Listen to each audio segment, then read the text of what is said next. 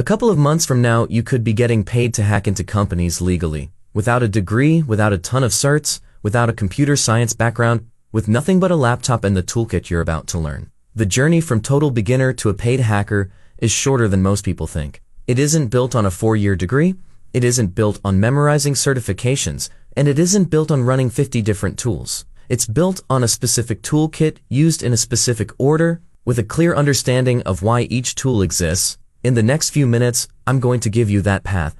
8 tools, 3 phases, every command, and the reason each tool exists. Because copying commands is what noobs do. Understanding why is what pro hackers do. Here's the most important thing nobody teaches you when you start. The real toolkit of a real pen tester isn't a random pile of tools. By the end of this video, you won't just have names of tools. You'll have the mental map a working pen tester carries in their head every day. Quick disclaimer, this is ethical hacking. Practice only on systems you own or have explicit permission to test. Unauthorized hacking is a crime. Now let's build the toolkit. Phase 1, Recon, the tools that tell you what you're looking at. Before you attack anything, you need to know what it is. That's the first principle of hacking, and it's where the workflow always starts. Recon is the phase that maps the target, identifies what's exposed, and tells you where the weak points are. 3 tools cover 90% of Recon work. Recon Tool Nova 1, Nmap. Nmap is a port scanner, and it's the single most important tool in this phase. Every machine on the internet has doors, called ports. Each open port is a service,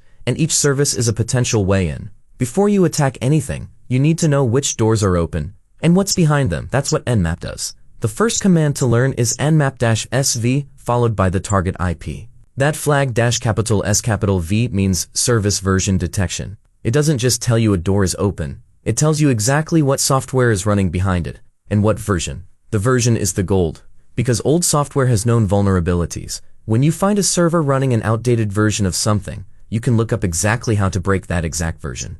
That single command is where every real hack starts, and every pro hacker normally runs it in the first 10 minutes of every engagement. Recon Tool Nova 2, GoBuster or FFUF. The next thing you need to know about a target, especially a web target, is what's hidden. Websites have pages that aren't linked anywhere. Admin panels, backup files, old test pages developers forgot to delete. The URL still works if you know where to look, but you can't find them by browsing. GoBuster guesses fast thousands of URLs per second from a dedicated word list. The core command is gobuster-u followed by the target URL, then -w followed by a path to a word list.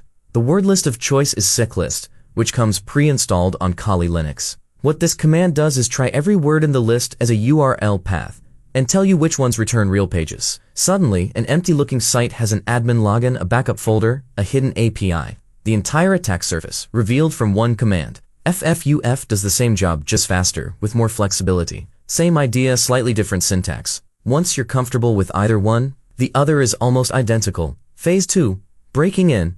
The tools that get you past the door. Recon tells you what's there. Breaking in is how you actually get inside. There are 3 tools that do most of the work in this phase. First, let's talk about Burp Suite. Once you've found the hidden pages, you need to actually attack them. That's where Burp Suite comes in, and Burp is the tool that changes how you see the web forever. When you visit a website, your browser sends a request and the server sends a response. Burp sits between the two and captures every single one. You can read them, modify them, and replay them, whatever you want. That's the magic. Burp puts you between the browser and the server, and once you're there, you can change anything. Cookies, headers, parameters, logged-in user IDs. Whatever the website sends or receives, you can rewrite mid-flight. The 2 features to learn first are Repeater and Intruder. Repeater lets you send a request, tweak it, send again, and watch how the response changes. This is how you test for vulnerabilities like SQL injection or broken access control, by modifying one piece of a request at a time. Intruder automates it. Send the same request thousands of times with different values. It's how you brute force logins, fuzz parameters, and find every access control flaw on a site. Burp Suite community is free. The pro version needs a paid license. We're half the way through, but before we move into the next phase, I have to tell you something about this path that nobody else will. Phase 2, the wall. Somewhere in your first 6 months, you're going to hit a wall so hard you'll want to quit. You'll spend hours on a single machine, try every tool you know, and nothing will work. You'll feel like everything you learned was fake. Like the moment you faced something real, you knew nothing. That feeling is the job. Every hacker has felt it. Many still feel it weekly. The people who quit aren't the ones who lack talent. They're the ones who think the wall means they're not cut out for this. The people who make it just keep going past it. The skill of unsticking yourself is the skill of hacking. Push through one wall, and you've crossed the line between people who watch hacking videos and people who actually become hackers. If this is hitting something in you, hit the like button. It tells YouTube to push this to more people who want to learn. And drop a comment with which tool you like the most or want to learn more about. Let's keep moving, because the next phase is where you actually break in. Breaking in tool number 1, Hydra. Sometimes the way in is just to guess the password fast against a service that doesn't lock you out. Hydra automates that across dozens of protocols. SSH, FTP, HTTP forms, anything that accepts a login attempt. The command structure is Hydra-L followed by the username, then -P followed by the path to a password list, then the target IP, then the protocol. The Rocky word list is on every Kali machine. It's 14 million real passwords leaked from a breach years ago. And it's still the most useful password list in the world, because most people pick predictable passwords. Breaking in tool number 2, Metasploit. Once you know a target is vulnerable to something specific, you need code that exploits it.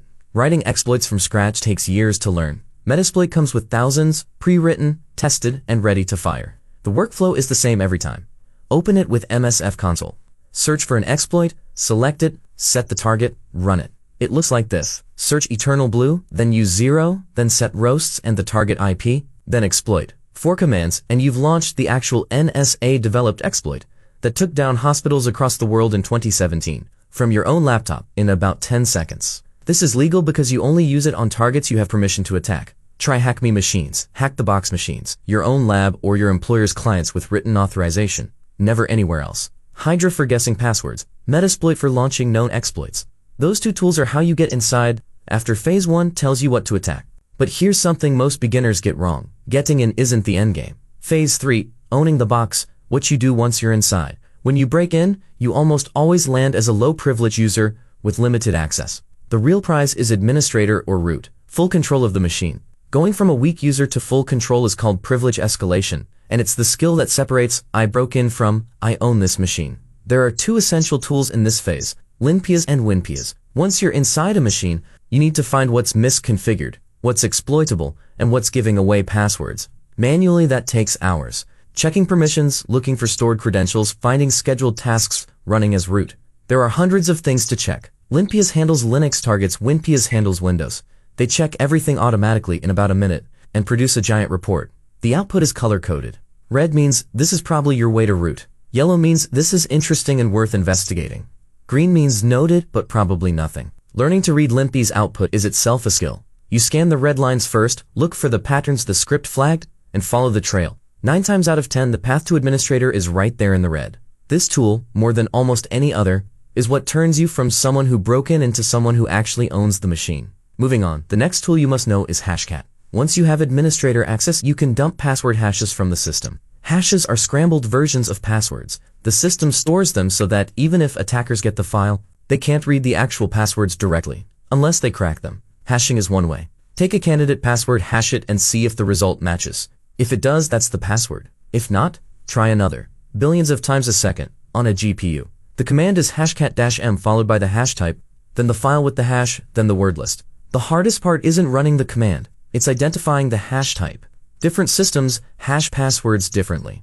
There's a tool called Hash Identifier that figures it out for you. Or you learn to recognize the formats by sight over time. Once you crack one password, you don't just have access to one account. You have a real password the user picked, which they probably reused on other systems, applications, and websites. One cracked hash often becomes access to 10 more things. This is how breaches cascade in the real world, and how pen testers demonstrate real risk to clients. There's one more tool that doesn't fit any single face, because it shows up in all of them. Netcat. Netcat does one thing. It moves data over a network between any 2 machines.